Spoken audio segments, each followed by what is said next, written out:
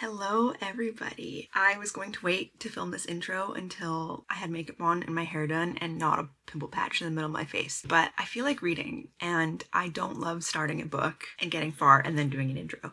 So just deal with it, I guess is what I'm saying.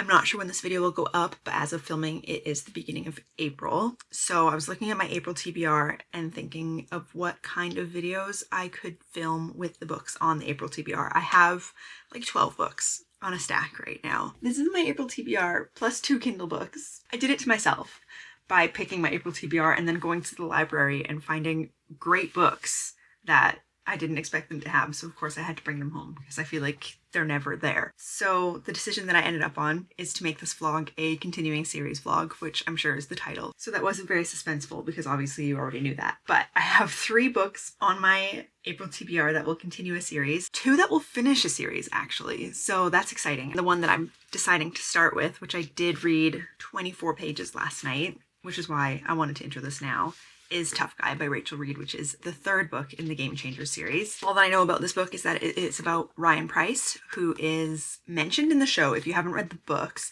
he is mentioned in the show in episode 4 when Elia's like, have you met this guy Ryan Price? And Shane's like, I just don't want to fight him. And he's like, well, he's not a bad guy. He just doesn't make friends because he's always switching teams. That is who this book is about. And so far we have met Ryan and Fabian. It seems like it's going to be they knew each other when they were 17 and now it's years later and they've just crossed paths again, which is kind of fun. I like that it's a different kind of story.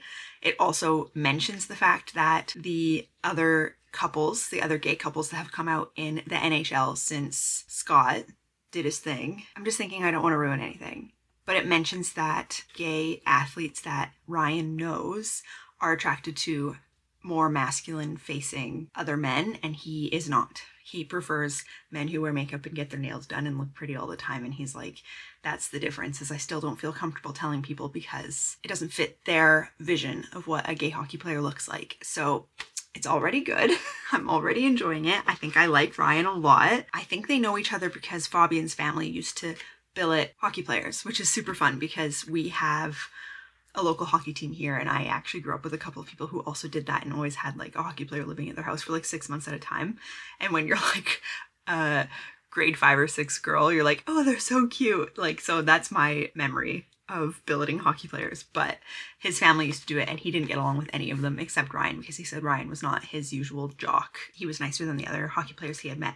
So that's kind of where we're at. So that's book 1. And then I will be reading, maybe I'll just tell you now, Rich People Problems, which is number 3 in Crazy Rich Asians, and A Fire Endless, which is number 2 to end the duology for A River Enchanted, except for I'm not sure what the series is called. An Elements of Cadence is the duology. And that one actually ended on such a cliffhanger that I said in my April TBR jar video when I chose this, I can't believe I haven't read it yet, considering it's just 2 books and I've owned it for a little bit. I really enjoyed the first book. It's like Scottish historical fantasy all brought together. These are the books we're reading if you're interested, starting with Tough Guy, obviously. So I will likely be reading this on my lunch break, which is coming up very soon, which is why I wanted to do the intro because it's such a fast read that I think I'll probably finish this tomorrow. I was going to say today, but I am busy tonight, so I'll be out of the house for a few hours not reading. But these are such fast reads and really enjoyable. You kind of just keep going without realizing that you've read multiple more chapters. So looking forward to that. I'm realizing as I hit record, this might not be the best time to do this because I just hear Kelso's breathing. Just walked the dogs, just about to start making dinner. That's a lie, I have like half an hour before I should start making dinner. I just read when I got off work and on my lunch break and I'm now 100 pages in. Like I said, super fast, super easy read. I did not think that Kip and Scott could be beat for cuteness, but I was wrong. This book is so cute, it's so chaste, it's so flirty.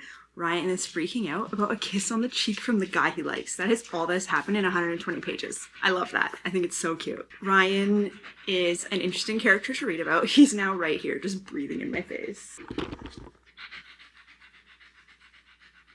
What can I do for you? You can go here? Yeah, that's better. Oh, let's move. Ryan as a character is very anxious, and I read about anxious characters often enough, I would say, and I have anxiety. Sometimes I'm like, man, yeah, it's relatable, but also like, it's anxiety, I get it. He has my form of anxiety. He says the wrong thing because he's ready to order at a counter, and then they make small talk, and then he's like, crap, now I forget what I was going to order. When he's not giving clear instructions, he's confused. And when someone comes over and asks for coffee and says they want cream in it, he's like, shit, I don't have cream in it. It feels like the end of the world. Very relatable. So I'm just like doing these awkward, uncomfortable laughs when I'm reading these parts because I relate to them in like a not comfortable way. In an outward facing way, during the hockey games, he is not that way because he's the fighter of the team. But then off the rink, I said this last time too, coworkers know, his teammates do see it in him. He is just really anxious. And Fabian is great because he is respectfully bringing him out of his shell. He doesn't try to push things, but he is himself and he's very comfortable with who he is. And Ryan finds that endearing. And every time Ryan starts to get uncomfortable with something, he stops pushing. And I think it's so respectful and like a great dynamic between the two of them. They haven't actually outwardly talked about his anxiety yet. Fabian sees it in him without having to have that discussion. He doesn't really know what it is precisely. I think right now he thinks it's mostly fear of flying, which I don't have, but he has and he flies all the time. So I think Fabian thinks that's kind of what it is always and doesn't realize the other stuff, but it's obviously going to come out very soon. They are easing very slowly into this relationship and it's very flirty and I love it. And no one is saying what they feel because they don't want to be rejected. So both of them in their own heads are thinking, oh, he wouldn't actually like a person like me, so let's just be friends. But then they're always like, oh, I just can't stop thinking about them. So it's so cute. It's so cute. Ryan's self-deprecation, I think, goes a little far sometimes for me, but I was going to say he needs therapy. He needs to keep going to therapy because sometimes it's funny to be self-deprecating, sometimes it's not. But I also love that he makes uncomfortable jokes because he relates things to hockey and how hockey people would laugh at his jokes. And he's like, oh, of course they don't get it. They're not hockey players. So he always like says things at the wrong time and it feels so relatable to me. Anyway, super cute. So now I'm going to read for 20 minutes and then I'm going to cook dinner and probably won't read again today. Almost halfway and loving it. It's so cute. It's so cute. I believe them completely. And they do think each other are hot and they talk about each other in their heads, but then outwardly they're so coy. Like it's very realistic, I would say, to the beginning of a relationship when like you have the butterflies and you don't know if they feel the same way as you. So you're just kind of like skirting around things. And both of them are kind of scared to make the first move. It's so cute. Hi guys, good morning. I'm just about to make a coffee. God, bald. Just about to make my morning coffee and I think I'm gonna finish this before I start work because I have 50 pages left. I did read in bed for like an hour last night and then a little bit this morning before I worked out because my phone is still bricked until I go into my garage to start my workout. It's why I'm getting so much reading done. I know it's expensive, but actually it's working for me and I highly recommend. I love my brick. It's gonna make me read so many books this month. Anyway, I have 50 pages left. My thoughts on this couple have changed slightly. I think since they got past the flirty, texting, bashful stage, now that they're kind of an item, I don't see it as much and I'm not sure what's changed. I don't know what it is. I don't know if I see them together now that they know each other's selves more. I think I just can't imagine it. I'm not sure why. I'm just not vibing with them the way that I was when they were flirty and cute. Now that it's more serious and I can feel maybe a small conflict that's coming. There's only 50 pages, so I'm not sure if there's going to be like a huge conflict at all. I can kind of see a conflict that's happening and I don't love it because it's Fabian not liking something about Ryan that he's known all along and taking it into their relationship, and I don't love that. Up until that point, I thought, man, their communication is hot. The way that they communicate is so nice. They're so consenting and good at checking in with each other, and it's so respectful and it's hot. And now Fabian's kind of stopped communicating in that mature way because he doesn't want to hurt Ryan's feelings, and I think I'm not vibing with that. So hopefully it changes soon. I'm sure it will. I mean, I also thought it would get to Christmas because they're both from Nova Scotia and they're living in Ontario, and they both talked about maybe wanting to go home for Christmas. We're in November now, so maybe it will end with that. I'm not sure because I love the addition of family dynamics that they put in this book. I think she does it in every book, which I really appreciate, even though we haven't met their family yet. Ryan does talk to his sister on the phone a lot, but other than that, we haven't really met them, but we know a lot about them and the way that it has impacted them as 30-year-olds. And like Fabian even said, like, I'm 31. I should get over this weird trauma I have from my past. And Ryan's like, well, no, Just because you're an adult doesn't mean it goes away. And like, I love the way that they talk about their family lives and their childhoods. I think that's all my current thoughts up to this point. I think I was sitting at like a 4-star, maybe a really high 3.5. And now with the way it's going, it's more like a 3 to 3.5, which is fine. That's still a good rating. I'm still enjoying it. I'm still gonna finish it within 2 days, which is great. So yeah, I'm gonna make a coffee for my morning. I'm going to read this and then I'm gonna start work. So I'll be starting work maybe a tiny bit late today.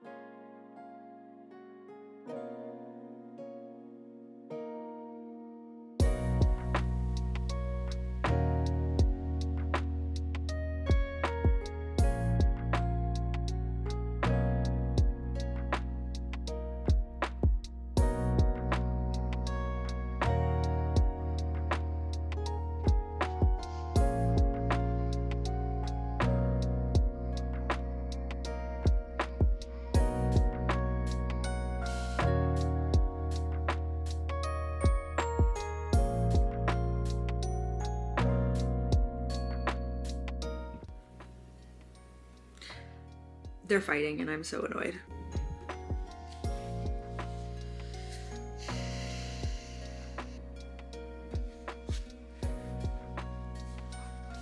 This is such an annoying fight. Dumb. So dumb.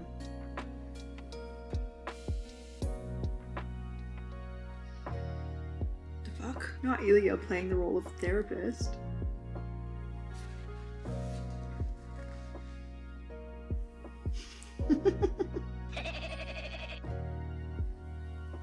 Is this the best scene in the whole book? We like chapter 26, okay? This is really important. Oh, that's cute. I love Ryan. He's such a teddy bear. Something crazy is about to happen. Okay, skip this. I'm like trying not to read ahead.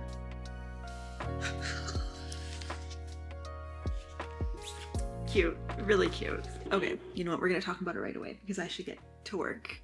But I'm done. Tough guy. Elia's cameo. Amazing. He had a few in this. They played against him a few times. Not much from Shane, and I feel like it was the same in Game Changer that there was more Elia. I think he might be Rachel Reed's favorite character she's written based on the cameos we're seeing of him and him just being himself. I also think he's my favorite. I feel like because I talked through it, I don't really have much to add other than like, yeah, their fight was annoying. The end of the book is super cute, brought it right back up compared to what it was. I love Ryan, obsessed with him. Something I haven't mentioned yet is the friendships in this book, the platonic friendships.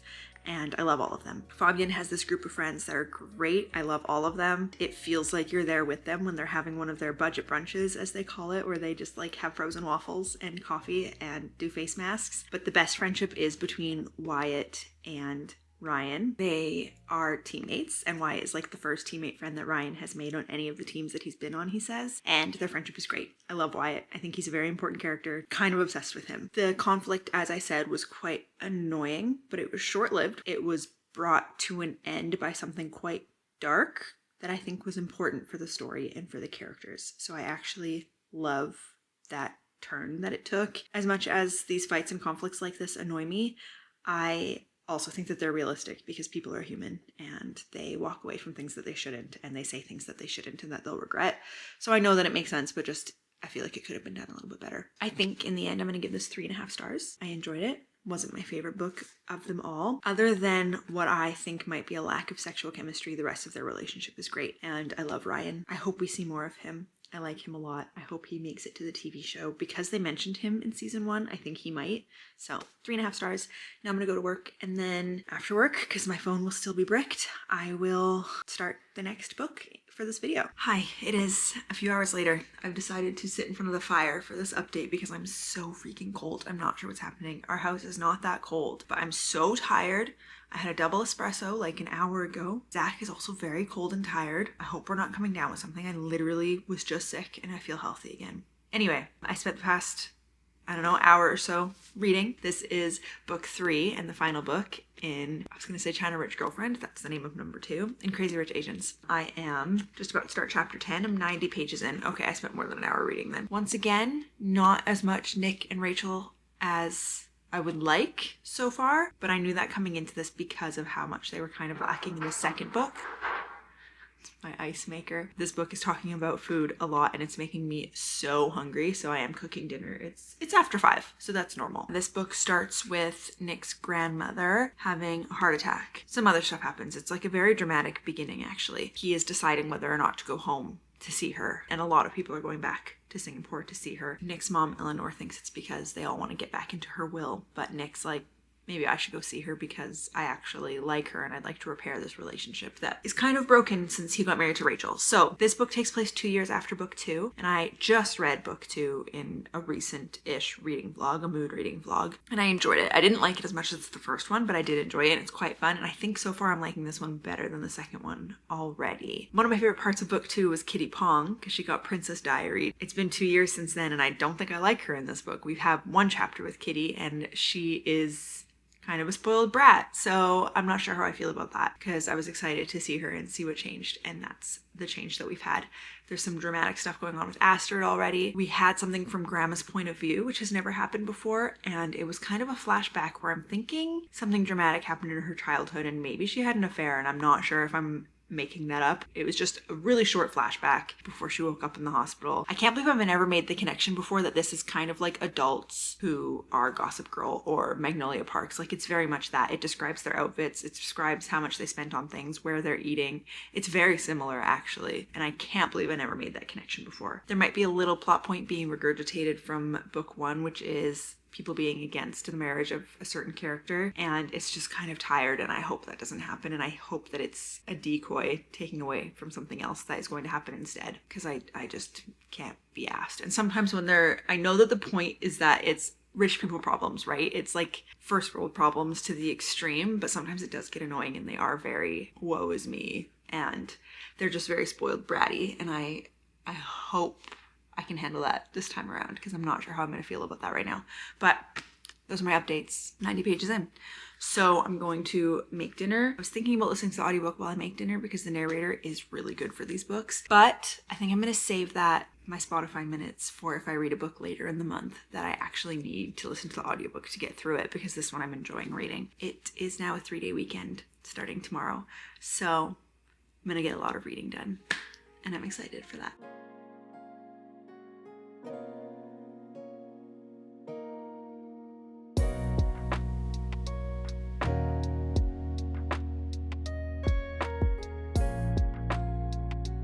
I didn't even connect the dots about how Kitty Pong fits into the circle, because in the last book I was like, I don't understand why we're spending so much time on her when she has no connection with these characters, and now she has a huge connection with these characters, and I don't like her right now.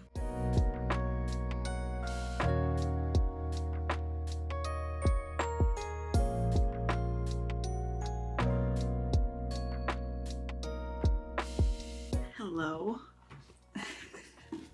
Hello from a very sunny Saturday afternoon. I've basically been reading since lunchtime today, and it is now almost 4 o'clock, but my phone isn't bricked today. I worked out, I unbricked it. I just thought I'll keep it unbricked because it's Saturday. The difference is staggering. The amount of times that I'm picking up my phone for no reason at all is crazy. So I'm gonna go brick it and then I'm going to keep reading. I think I can get away with reading outside. Might be a bit cold. Maybe I'll bring a blanket and a sweater with me. I am on page 230, not quite halfway. I think this book is over 500 pages.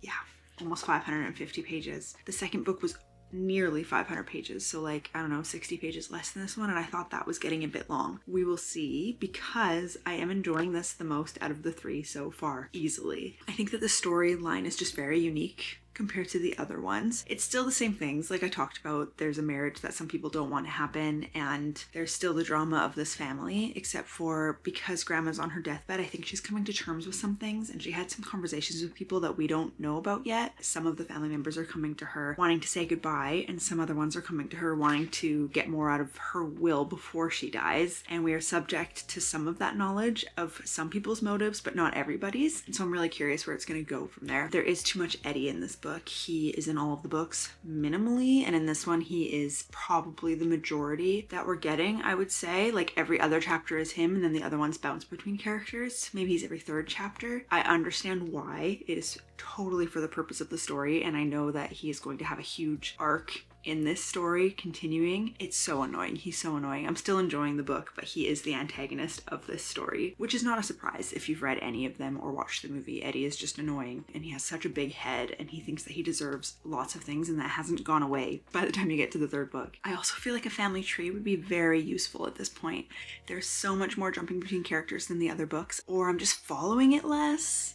I'm not sure, but I think a family tree would be useful. We just met who I think is Grandma's daughter and her husband, but actually might be grandchildren. Alucia or Alucia in that family in England, and I don't know whose child she is or who she belongs to. Like, I'm kind of confused. And then there's still the Kitty Pong and the Colette of it all that I'm still curious about where that's gonna go and how that fits in, and I'm still hating Kitty. There's like no Rachel at all. We haven't seen her since the very beginning. Nick's in it a little bit here and there. It's fun. This is a fun book. It is the most fun of the three. I'm expecting some good, happy family love at the end. I think that it's going to end positively. I don't see why this would end poorly. It's almost 4 o'clock. I'm going to go break my phone. I'm going to read until dinner, and then a little bit after dinner, and then it's date night. So the local ice cream shop, as always, has its new flavors out for April. So I'll probably just get another hour or two of reading in today.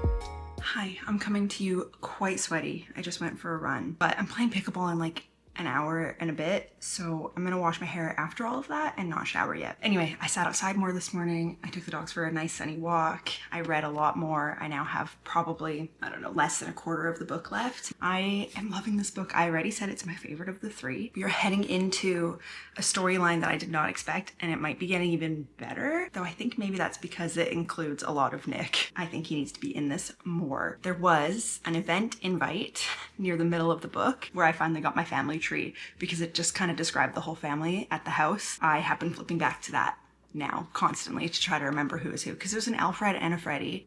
I don't know. And there's like a Henry and a Harry and a... I'm getting confused. I don't know who's related to who. So now I keep flipping back to that, and it's actually really helpful. So about 3/4 of the way in is when the story started to change. We got a bit of a bombshell that I think is an interesting turn to the story. So now I'm excited to keep reading. I'm hoping to finish this today. And how I said that I thought that the second one was too long and this is longer, I think that this is the appropriate length. All of the information at this point seems pertinent. There is still, you know, the describing of the cars and the houses and the outfits that maybe doesn't really appeal to me completely. I think it's a little bit long-winded, but it also adds to the fun and the richness of these people. That's my whole update. I don't have much to update because I think that I don't want to give anything away in the story itself, but I am having a good time. I finished Rich People Problems on Sunday as planned, came home from pickleball, read like the 3 chapters I had left. I totally wish I could have finished it before that. The shocks just kept coming. It was like bombshell, bombshell, bombshell, which was kind of fun, but it did mean that the ending happened just kind of quickly all at once. I feel like there could have been more description towards the end than there was a little bit in the middle, because I don't really understand the plan that they came up with at the end, because it was given to us in the epilogue instead of during it, so the epilogue's like a year later, but it was still really good. This stayed a 4-star for me. I really enjoyed this book. I think it's still the best one of the trilogy. There is a deeper theme of the stigma around mental health in Singapore in this book, specifically this one. And I actually wish it dived a bit deeper into it, because I think that it's a very important thing to bring up, and how they kind of all just pretend that it doesn't exist except for the people going through it, which means that they're kind of going through it alone and told to hide it. And I think that's a big deal. And I wish that there was a little bit more light shed on that, because there's a couple of characters who are going through some stuff, and it's just kind of brushed over, and they're talked about by other people, some who understand it and some who don't, rather than us ever having their POV. And when we do, it's only when they're like in the middle of a mental breakdown. There were a couple of chapters near the end that kind of felt out of place and happened in a really weird way and were kind of surreal. And I thought that they were gonna wake up having had a dream. I didn't like them. I didn't think they fit. And a couple of people maybe deserved some bad karma and didn't get it. And I'm kind of bummed about that, but also maybe that's realistic, that some people who maybe don't go about things the right way still get the good end of the deal. Maybe there was some character growth that we didn't see in the year between the ending and the epilogue, but anyway, still 4 stars. Still really enjoyed it. Happy I read this series. Happy I finished a series. And then I started A Fire Endless as planned, which will also finish a series. This is part of a duology. And I am only 3 chapters in. I've read 50 pages of this book. It starts from the POV of a spirit, which I think is fun because I don't feel like we had that last time, but maybe we did. I read it so long ago that I don't remember. Like a year, maybe less than a year, but it feels like a long time ago. So in this book, there is this new blight that has taken to a specific orchard on their island, in their town. What do you call it? A village? In their clan? In their clan. So a new blight has taken over an orchard in this clan and it is spreading to humans.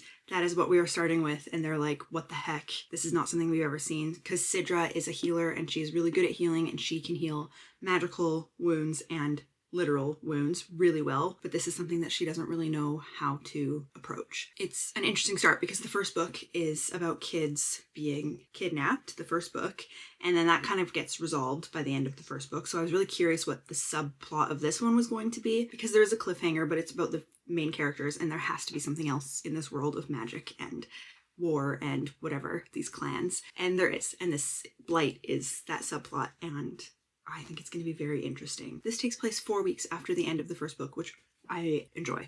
I'm very happy about that. I thought it was going to be like a year later and everybody was going to be far into their lives and Jack was just kind of going to be stuck in this place where he was at the end of the first book. And it's not. It's 4 weeks later. Everything kind of picks up where it left off and it's just them trying to get through life after figuring out these kidnappings, but now there's this new problem to deal with. But I'm gonna leave my phone bricked all day. We do have some errands to run. I have to walk the dogs. I'm gonna cook dinner, but other than that, I plan on just reading continuously all evening. I'm on almost page 170. It's the next day, so I did all of that reading yesterday. I really enjoyed it.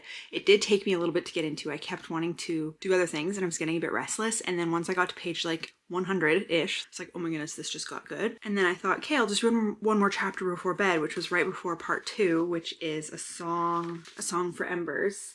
And it got really good, so I read a little bit more. So they have just spoken to a fire spirit, which is the first time that's happened. There was some reference to fire spirits in the first book, but no talking to them, and now we're here. You know when you're reading a book and someone is given a task and they're like, this is impossible, and you're like, is it? It kind of seems like the obvious answer is doing this task, completing this task. In this book, Jack is given a task and he says, that's impossible, and I said, I agree. That sounds impossible, but he was like, okay, I'm just gonna do it. And I'm excited to see where it takes him, and I'm so curious about the rest of this book, how things are going to unfold. I did stop reading right after the first chapter in part 2, I think, because I was like, okay, it's just gonna get really good and then I'm never gonna get to sleep. So now it is 7 p.m. I haven't read it all today, but I'm planning on just reading until I fall asleep tonight. So I should get like 2 hours of good reading in if I start right after this update. We do have some perspective in the West. So in the first book, everybody's POV is in the East. Do I have those backwards? And in this one, we finally have someone's POV in the West, which is kind of fun, just for a difference, a little change of pace. It is wildly different there. So there are these 2 clans, one on the West and one on the East, and they are against each other. There's a clan line, no one's allowed to cross it. There are raids from the West to the East because the West has things a lot worse. So they are often going hungry and raiding the East, and it's kind of solidified this dynamic. So really interesting now to have a POV from the other side and seeing that things are done completely different over there. It's actually crazy. I am prone to disliking the way that they do things, but I also understand that it's because they have things harder and because I've been fed this East propaganda and this story, so now this side looks like they're doing things worse, which I do think they are. I don't know, I think both sides could learn from each other, so I'm curious where that's gonna go. Seeing as this is a duology, it should end hopefully happy-ish. There are just so many different dynamics going on between people and spirits and the land and this disease that's taking over, so I'm really enjoying it. I'm gonna try to read for a couple of hours, hopefully finish this tomorrow would be nice. Yeah, I think I'll make a cup of tea, sit on the deck, and keep reading. Just here for the quickest of updates to say that I now got just over halfway yesterday, and I was sitting on the couch in a sweater with a blanket on, and I got to a point where I got so sweaty and so excited. My heart rate, I checked for reference, my resting heart rate is like 46. It's very low. I was at 100. My heart rate was getting up to 100 because I was getting so excited. I was like trying to explain it to Zach because I was like, oh my goodness, oh my goodness. And then I was like, this is what's going on in my book. And he's like, sounds pretty normal, classic for a story like this. I'm like, yeah, you don't understand though. The writing just makes it feel more intense than it is. There was like a life or death situation for someone, and in my head, I'm like, there's a 95% chance that this character doesn't die. But you never know in books. It can just happen and hit you out of nowhere. Oh my goodness, it was so intense. So I'm just coming back in to say that I will be reading on my lunch break. I will be reading after work. I walked the dogs this morning for like 20 minutes, so Zach's gonna take them this afternoon. I should be able to finish this today. I really hope so. It just like amped way up. This is possibly a 5-star read. I don't want to speak too soon, but I am so enjoying this, and her writing is just, oh, and there's so many little plot lines, and it's annoying when you finish and you're like, okay, I should just read one more chapter, and then that chapter is someone else's POV, so you're not even getting the part that you want. Anyway, I went to bed too late. I just kept reading. I had multiple cups of tea. So good. This book is so good. Oh, it's such a good series. I think that this is a rereadable series for me, which is exciting. That is wonderful to know, because I also think that I'm going to pick way more up in the first book after reading this if I go back to read it again. I'll give it a couple years, but I think I will reread these. So good. And now I should read the other stuff from Rebecca Ross that everybody else loves. I don't know why I chose A River Enchanted first, but I'm not mad about it. So good. Anyway, hopefully finishing this today, and then I will come back to you with my final thoughts.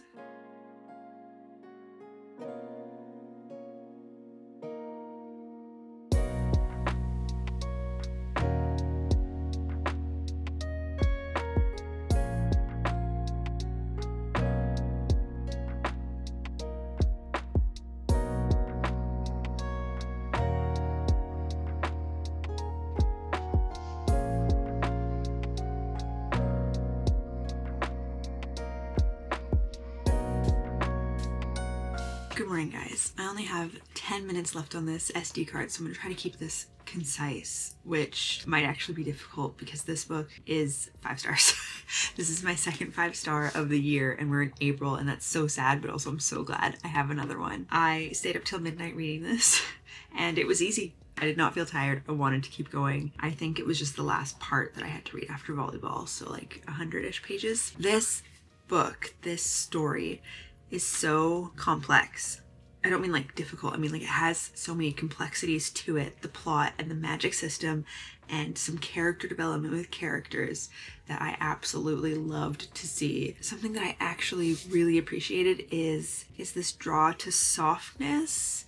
Like Jack specifically is so emotionally intelligent, knows that he's allowed to be a soft person, and he doesn't apologize for it, and he supports his strong woman and actually all the women in his life. I would say he is such a good main character, but not just Jack. There is a softness to everybody who is from the East. Maybe not everybody, that's a lie. There are some hardened characters, but just the difference between the East and the West became so much more evident in this book, and they don't apologize for it, and I really think that's so cool. So then actually reading it, I was thinking that the West, the Breckons, really kind of reminds me of Game of Thrones world. Like people are scared of being poisoned, and there's always these fights breaking out, and it just kind of seems a little bit more grimy and grungy. So they kind of were raised to be harder characters, and that comes to light, and they talk about it. And then I always have to compare things to things. So because I'm saying that the West reminds me of Game of Thrones, there is an adventure that one of the main characters goes on in this book, and it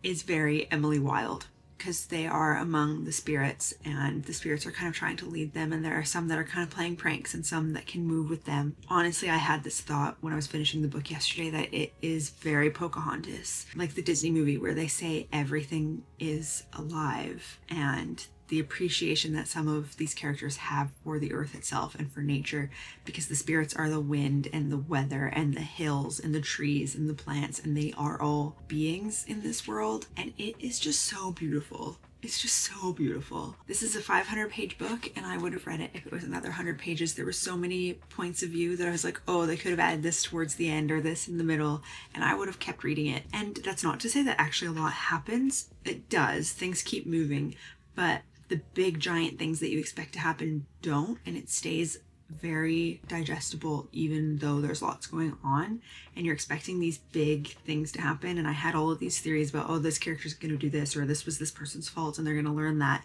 And none of that was true. It stayed simple in a complex way. It's that thing of like, keep it simple and it will all come together, and it did.